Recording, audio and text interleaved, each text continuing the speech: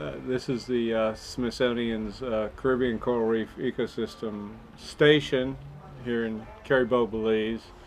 It's been here since 1972. This whole island, today it's about the size of a football field or a soccer field, and it has shrunk tremendously over the years as a result of hurricanes and the initial management by the Bowman family in the 1950s that when they built their compound out here wanted it to be bug free, so they cut the mangroves down, and much to their surprise the island started shrinking.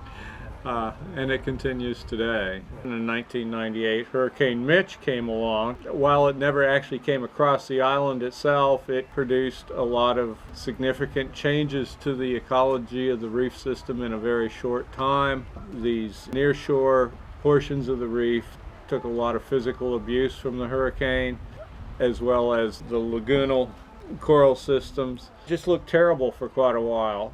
It was dominated by algae and was pretty severely reduced in terms of biological diversity and so on and so forth.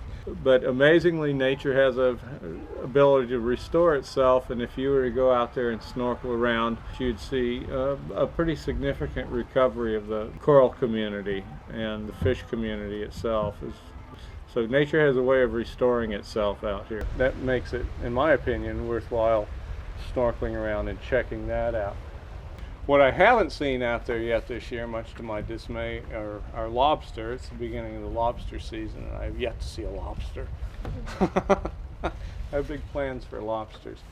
But, you know, the main focus of this facility is strictly research.